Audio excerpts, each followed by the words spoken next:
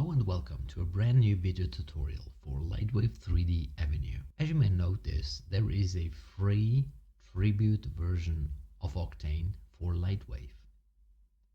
The limitation is you can only use it with one GPU.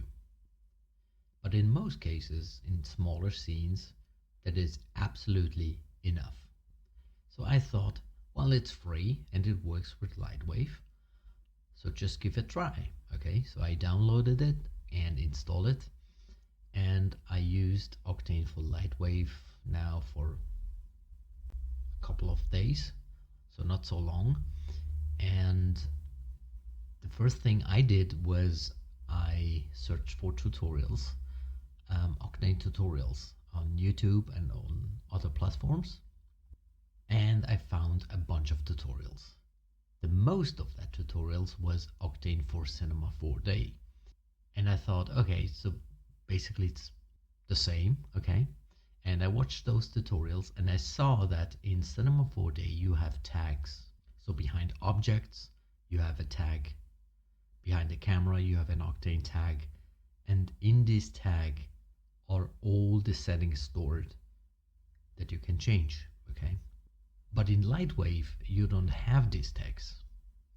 So where these settings are and where you can find it. In this tutorial, I want to show you where the settings are, what kind of nodes you need, and how you can interpret this node setup. So if you have Octane installed, you can open up the Render Target editor, okay? So when you open up this editor the first time, it will be empty, okay? So what you need is you need all these nodes that you can see here, okay? Make this full screen and zoom in a little bit so you can take a screenshot so you know which nodes you need. So to find the nodes, you can come here on the side, and there is the Octane Render Target. Open that up, and as you can see here, you will find all the nodes that are in here, okay? So for example, the camera thin lens, right? Then the environment texture, and then the kernel direct lighting, and all the nodes that you need to set up this tree, you will find it in here. This node tree is project based. So that means that every time you create a new scene, you have to create this node tree again from scratch, right? But you don't have to do that. You can set it up once, and then you can go to the render target and save as default. You can also save it in the preset shelf of LightWave. And then every time you open up a new project, this node tree will be available for you. And every time you will open up a new project, this node tree will be available for you. So let's jump into the settings. So if you look at this node tree closely, what my thought is basically this entire tree here is a node representation, if you like, of a real camera, okay? So you have a lens on your camera, you have a lens exposure setting on your camera lens, and you have a processor that calculates the processing to create a photo actually. And then you have a chip beside the processor of the camera that basically allows you to create post effects, okay? So bloom and glare. So basically, if you look at an iPhone, there is a post-processing chip inside there that actually it allows you to isolate humans or face or an object, okay? Or you can even post-processing on top of the photo some funny cat ears or huge eyes or comic style faces, you know? So this is what the post-processing chip in the camera does. In this post-processing camera node here, the settings are limited to just bloom and glare, right? And you can rotate the glare stars and that's it, okay? So let's jump right into the settings. So I start the Octane IPR and we have a look into the thin lens node. When you double click, you open up the settings for that node. So you open the settings for the lens on your camera, okay? So here you can choose the aperture. So if I set this to 0, as you can see, I have no depth of field. And if I set it here a value of 3.5, the depth of field and the blur starts working, okay? And I just use the aperture value and I leave all the settings as default. But one really good feature is here, the focal depth, okay? So you can click on autofocus and Octane just think, okay, so what is the interesting point in the scene, and creates a kind of an autofocus, okay, of the scene.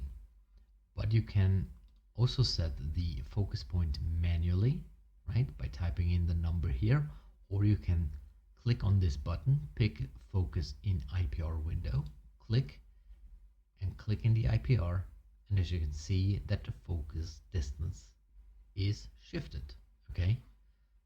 You can pick another point, you can pick here in the front. As you can see now the focus point is down here and the scene looks pretty good, okay? So this is a very handy feature inside this setting. The environment texture node is where you plug in your HDRI, and what you can do here is you can just rotate the HDRI, okay? Just one value to rotate the HDRI. You can also pitch rotation and bank rotation, but normally you don't do that. The heading rotation is the only setting I use when I use an HDRI. What you also can turn on to see the HDRI into the reflection and into the refraction, you can turn these settings on as well. Then we have a look into the imager camera.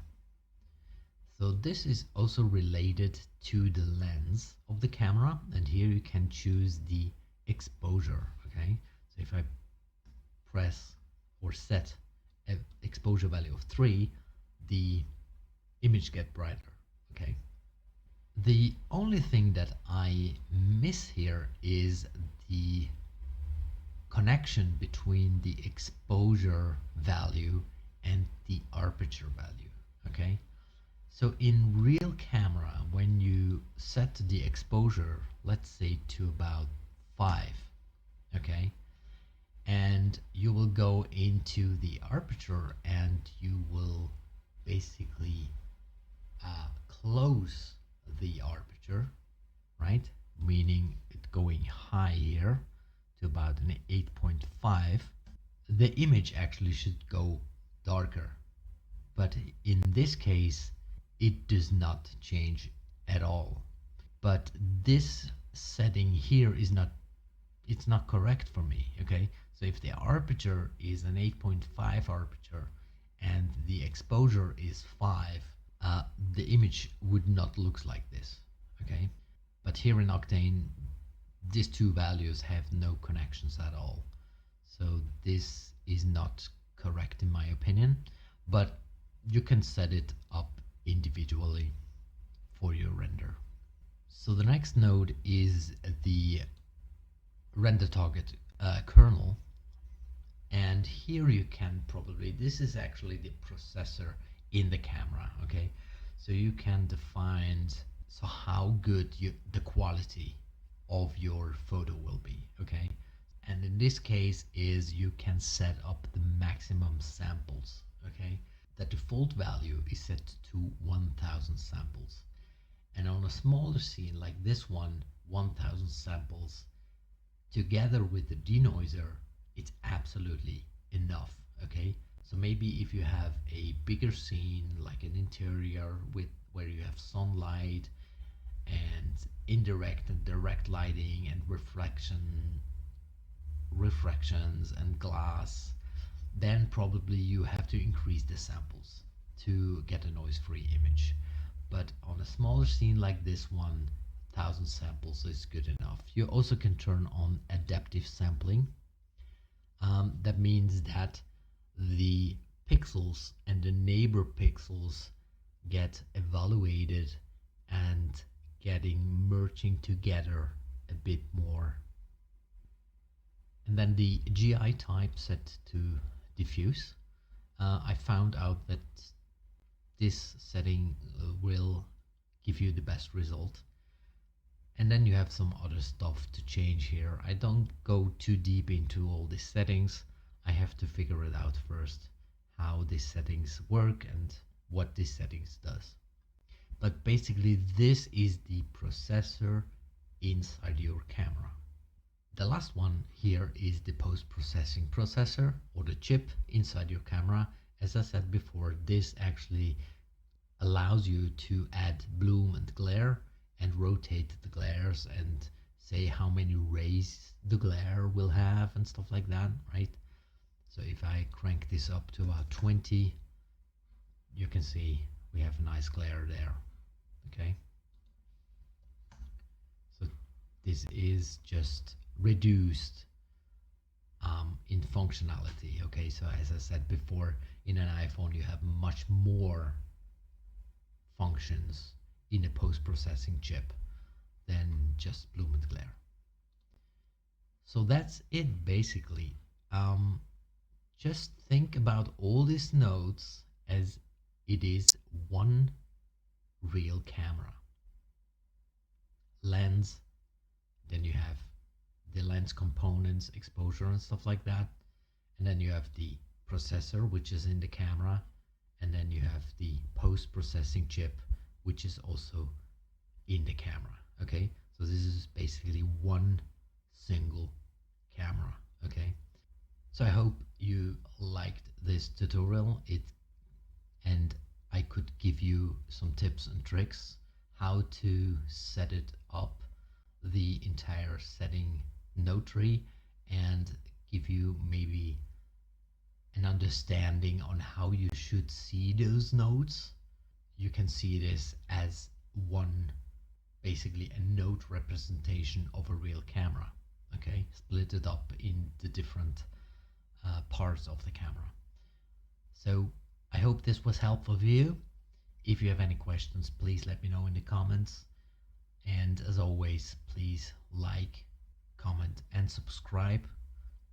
And thank you for every support for my new YouTube channel. Until next time, see you and bye everyone.